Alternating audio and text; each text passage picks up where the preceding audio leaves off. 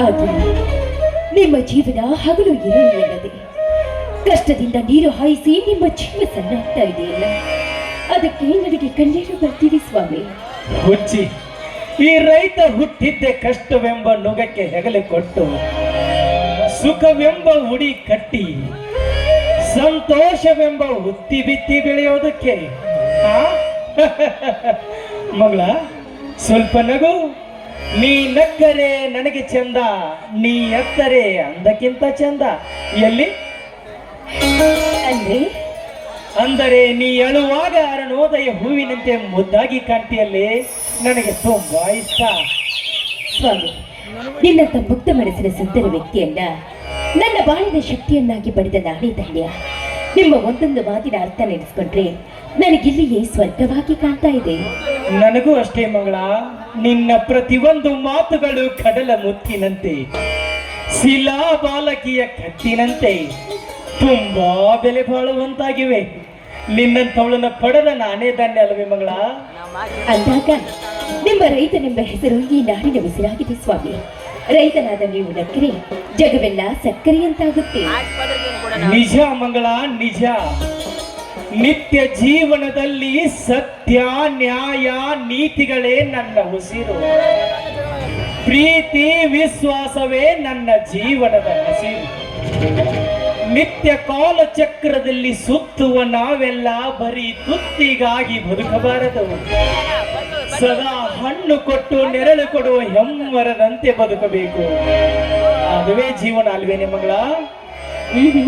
ನಿಮ್ಮ ಮಾತಿಗೆ ಸೋತು ಹೋದೆ. ಬನ್ನಿ ಬೇಗ ಸ್ನಾನ. ನಿಲ್ಲೇ ನನ್ನ ಚಿನ್ನ.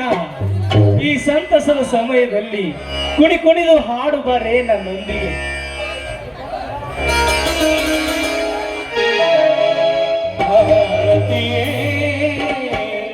ದರೆಗಿಳಿದಂತೆ ಆಮದನ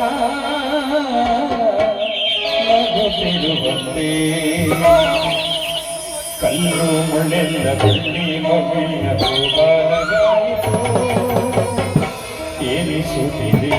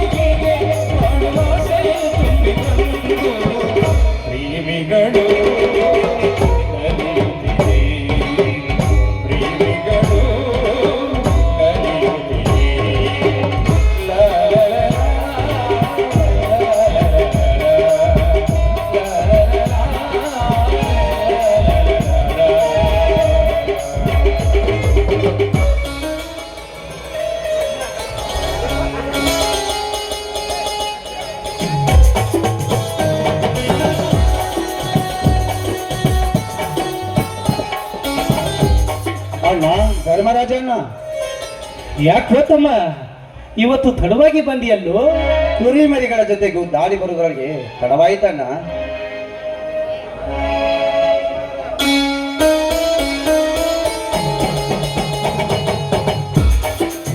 ದಿನಾಲೂ ಈತ ಹೇಳುವುದೆಲ್ಲ ಬರೀ ಸುಳ್ಳು. ಇವನ ಮಾತು ಕೇಳುತ್ತಾ ನೀನು ಹೊರಟರೆ ಕೋರ್ಟ್ ಕಚೇರಿಗೆ ಹೋಗೋ ಸಮಯವಿನ್ನೂ ಉಳಿದಿಲ್ಲ. ಅಂದರೇನು ಶಶಿಧರ ನಿನ್ನ ಮಾತಿನ ಅರ್ಥ? ಇಡೀ ಸುತ್ತು 10 ಒಳ್ಳೆ ಜನ ಸುಮ್ಮನೆ ಇರುವಾಗ ಈತನೊಬ್ಬ MLA ವೀರನಗೌಡರ ಮನೆಗೆ ಹೋಗಿ ವಿಮಾನ ನಿಲ್ದಾಣಕ್ಕೆ ಒಂದು ಹಿಡಿ ಮಣ್ಣು ಕೂಡ ಕೊಡುವುದಿಲ್ಲ ಅಂತ ಅವರಿಗೆ ಸವಾಲ್ ಹಾಕಿ ತಾಕತ್ತಿದ್ದರೆ ನಿನ್ನ ನೋಡ್ತೀನಿ ಅಂತ ಹೇಳಿ ಬಂದಿದ್ದಾನಂತೆ. ಇವನಿಗೆ ಬೇಕಣ್ಣ ಈ ರೈತರ ಚಳವಳಿ ಹೋರಾಟ? ಇದು ರೈತರ ಹೋರಾಟದ ಚಳವಳಿ ಅಲ್ಲ ತಮ್ಮ, ಇದು ನಮ್ಮಂತ ದನ ಕುರಿಗಳ ಮೇಸುವ ಜನರ ಹೋರಾಟ. ಆ ರೈತರ ಭೂಮಿಯನ್ನು ಎತ್ತಿ ಬಿತ್ತಿ ತಮ್ಮ ತುತ್ತಿನ ಚೀಲ ತುಂಬಿಸಿಕೊಳ್ಳುವ ಫಲ. ಇದನ್ನು ಬಿಟ್ಟು ಬೇರೆ ಯಾವುದಾದ್ರೂ ಕರ ಭೂಮಿ ನೋಡಿಕೊಳ್ಳಿ ಅಂದ್ರೆ ಅದು ತಪ್ಪ? ಅದು ನನ್ನ ದೃಷ್ಟಿಯಲ್ಲಿ ತಪ್ಪೆ. ಅಲ್ಲಿ ವಿಮಾನ ನಿಲ್ದಾಣವಾದರೆ ನಮ್ಮ ಊರು ದೊಡ್ಡ ಸಿಟಿ ಆಗುತ್ತೆ.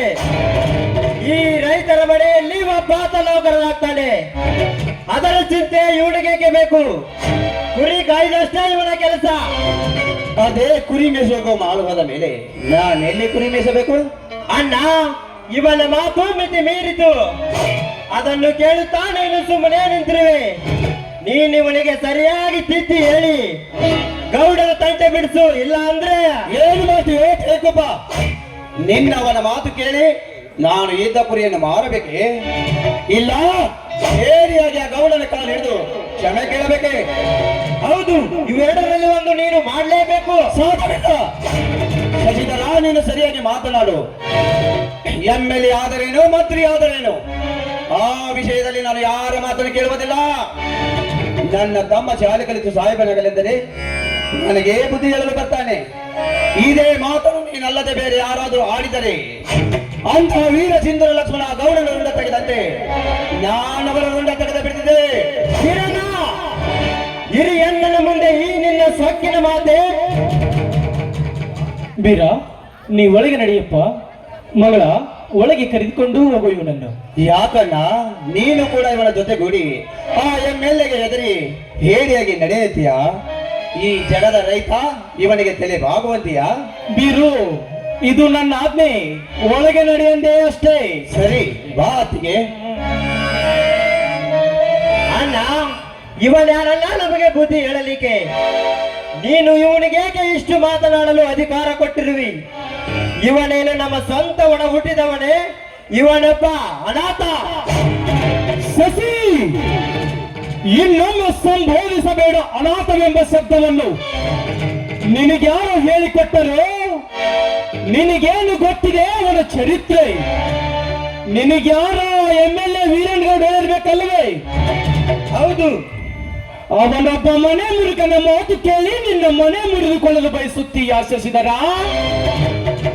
ಶಶಿಧರ, ಶಶಿಧರ, ಶಶಿಧರ, ಈ ಧರ್ಮರಾಜನಾದ ಈ ಧರ್ಮದ ನುಡಿಯನ್ನು ನೀನು ಕೇಳದೆ ಹೋದರೆ ಈ ಧರ್ಮದ ನುಡಿ ಬೆಂಕಿಯ ಕಿಡಿಯನ್ನಾಗಿ ನಿನ್ನನ್ನೇ ಸುಟ್ಟು ಹಾಕಿಬಿಡುತ್ತದೆ. ಹುಷಾರ್! ನೀನು ಕೂಡ ಬೀರನ ಮಾತನ್ನೇ ಆಡಿದರೆ ಅದನ್ನು ಎದುರಿಸಲು ನಾನು ಸದಾ ಸಿದ್ಧನಿದ್ದೇನೆ. ನನಗೆ ಆ ಗೌಡರ ಮಾತೇ ವೇದವಾಕ್ಯ. ಬರ್ತೀನಿ.